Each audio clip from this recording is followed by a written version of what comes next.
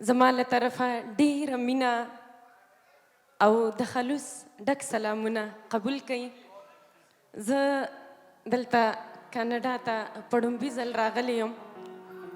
ډاکټر صافی ستاسو دپاره دا کانسرټ جوړ کړی دی او ډاکټر صافی د جاوید جان د کلونو نه ملګری دی. وړومبی د ډاکټر صافی زه ډېره شکریه ادا کوم. سندرې به هم تاسو ته ویم خو تاسو ما له راغلي یې، زه به نن تاسو سره خبرې هم کوم. هغه دا چې زه د یو افغان د کورنۍ برخه یم.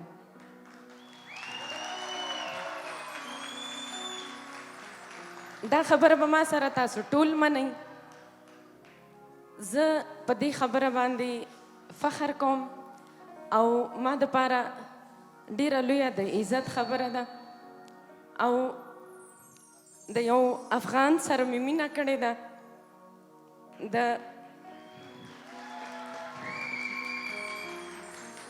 د یو افغان نه مې ګلالي بچي زیږولي دي.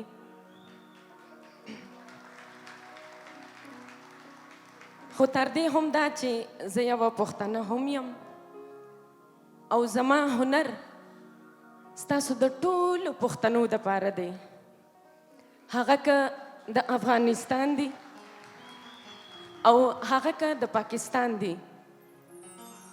هنرمند د قوم سرمایه وي، هغه که په هر ځای کې وي، د هر زبان وي. هنرمند هر قوم ته سندره ویلی شي، هنرمند په هر ژبه کې سندرې ویلی شي، هنرمند د دنیا هر ملک ته تللی شي. ولې هغه هنرمند وي، هغې هنر زده کړی هم د دې دپاره وي. ما همیشه د پښتو ژبې خدمت کړی دی چې تر څو زما دا آواز وي انشاءالله دا خدمت به زه جاري ساتم. قدرمنو بعضو خلکو پکې ډېرې زه به په ساده پښتو کې ووایم چې ډېرې فضول خبرې وکړې چې نازي اقبال ځي او هلته نازي اقبال د پیسو دپاره ځي، پیسې ګټي. بلکل هر سړی خپلو بچو له لګیا دی، مزدوري کوي، پیسه ګټي. تاسو هم دلته جاب کوئ، پیسه ګټئ د خپلو بچو دپاره، زه هم. خو ما تر نن تاریخه پورې دا خبره په میډیا نه ده کړې او د دې نورو غوندې ما لکه داسې نه دي کړې چې ما ته کیمره ونیسئ، زما ریکارډینګ وکئ چې زه دې خلکو ته ښه شم او زما دا ښه خبرې تاسو شیر کوئ. ما دا کار نه دی کړی. نن د هغه خلکو کم چې خلاف خلک دي د هغې جواب زه په دې خبره تاسو ته کوم چې زه چې څومره هم پیسې ګټم، هغه که په کانسرټ کې وي که په پروګرام کې وي، زما په هره پیسه کې 100% دا پیسې زه او جاوید جان مونږ دا عهد کړی دی چې دا مونږ غریبانانو ته ورکوو. ولې مننه. دا خبرې نن ډېرې ضروري ګڼم، تاسو خفه نه شئ. لکه سندرې خو زه ډېرې ویم خو تاسو ټول که لر یې که د بر یې، قسم کوم زه تاسو ټول خپله فیملی ګڼم. ولې چې زه ستاسو د ټولو په مخ کې ډېره وړه رالویه شوم او زه په تاسو ټولو فخر کوم. دا خبره زه هر چاته کوم او په هر ځای کې کوم چې زه په ټولو مینوالو خپل فخر کوم. نو زه نه غواړم چې تاسو ما نه په کومه خبره داسې خفه کړي یا ستاسو ذهن کې داسې کومه خبره واچوي چې زما مینوال زما نه خفه شي. نو ځکه دا خبره ما وکړه که نه دا خبره په ریاکاري کې راځي. الله دې راته بخانه وکړي د دې خبرې چې دا کم د 100% خبره ما تاسو ته وکړه.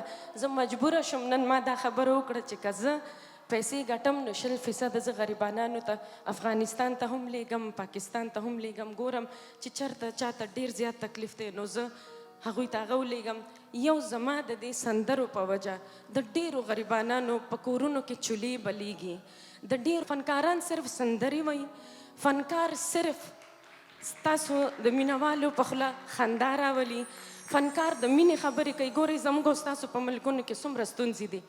خو ما چې کله د جاوید جان سره واده وکړو نو دا خبره ما نه ده کړې، اوس یې تاسو ته کوم.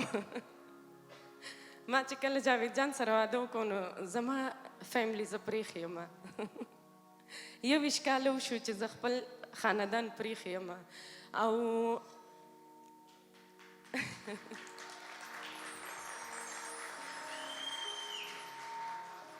نو صرف زما مور پلار زما خویندې ورونه دوی ما سره ډیره مینه کړې ده جاوید جان یې ما سره اکسپټ کړی دی خو زما پوره خاندان اوسه پورې زما بچو ته پته نشته چې زما د مور ماما څوک دی زما د مور تره څوک دی ولې چې ما د یو افغان سره واده کړی دی نو ما به هغې ته وی ولې ما خو د یو کافر سره واده نه دی کړی دی یو مسلمان سره مې واده کړی دی ما مینه کړې ده مینه څه ګناه خو نه ده بیا مې نکاح وکړه ورسره نو دغه شان دا خبره زه هغه کس ته کومه چې چا صافی ډاکټر صافی ته زما په مخ کې ټلیفونونه کړي دي چې دا خو پاکستاني ده دا تاسو دلته ولې راغوښتې ده نو هغوی ته هم دا ویم چې زه د پاکستان یم دې کې هیڅ شک نشته خو زه د افغانستان سره هم دومره مینه لرم قسم دی لکه د خپلې مور سره چې څوک مینه لري قسم مې وکړو نو زه هغې ته دا ویم چې ټیک ده زه د پاکستان یم خو مسلمان یم پکار ده چې تاسو افغانان ما سره زما بچو سره داسې مینه وکئ چې زما بچو ته دا پته ونه لګي چې زما د مور ماما نشته ترونه نشته زما مور زما خاندان زما د پلار په سر باندې پرېښې ده تاسو زما د بچو خاندان یې او تاسو زما د بچو فیملی یې